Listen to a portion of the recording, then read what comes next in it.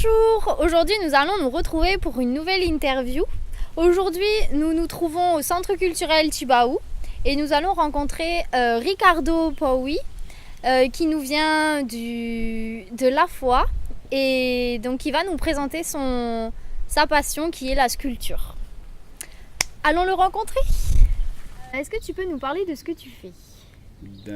Ok, d'accord, il n'y a pas de souci. Ce que je fais moi, c'est que je suis sculpteur. Je suis sculpteur et j'ai commencé sur le bois comme tous les sculpteurs. Et puis après, je suis parti un peu sur la pierre. Et ma spécificité, c'est que je travaille sur la corne de cerf. Je suis de la tribu de Watom. Et là-bas, chez nous, dans la région de La Foi, dans le pays Tini, là, il y a beaucoup de cerfs, comme un peu partout sur la Calédonie. Donc la matière première, elle se trouve à portée de main, elle est gratuite. Et puis, on n'est pas beaucoup à le faire. Voilà. Depuis quand est-ce que tu pratiques cette activité J'ai commencé à bosser sur la corne de cerf en 2003-2004 et puis jusqu'à maintenant 2016. Voilà, ça a été une longue progression parce que j'ai personne qui sculptait ça en fait et j'ai appris tout seul. Je me suis trompé, j'ai acheté du matériel qu'il fallait pas et puis tout doucement en regardant autour de moi puis en cherchant bien les outils appropriés, tout doucement j'ai construit cette activité. Et je pense encore qu'il y a encore une grande marge de progression, mais comme il faut prendre son temps et puis aimer faire ce qu'on fait. Est-ce que tu vends tes œuvres? Et si oui, où est-ce qu'on peut les trouver?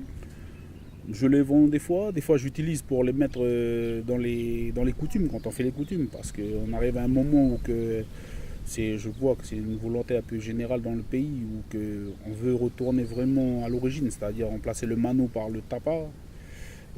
On enlève ce qui est cigarette et tout ça là, et puis monnaie, argent liquide quoi, et puis on met à la place des sculptures, des choses qu'on fait à la maison.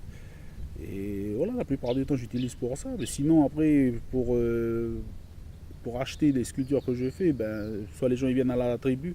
J'ai pas de point de vente déterminé ou des choses comme ça, non. D'accord. Voilà, c'est comme ça. D'accord.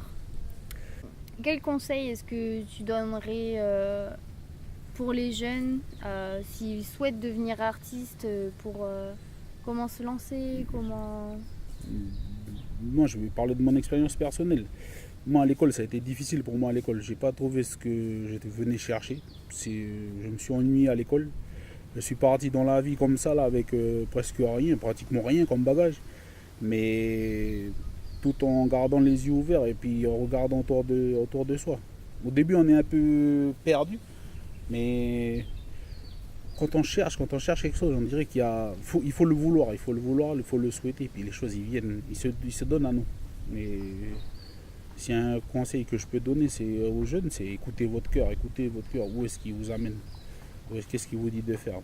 Parce que vous allez enlever dans vos têtes quand vous allez trouver ce que vous aimez faire, mais on ne va plus appeler un travail, on va appeler c'est un plaisir, quoi. La vie elle va passer comme ça parce que vous faites ce que vous aimez faire. C'est tout.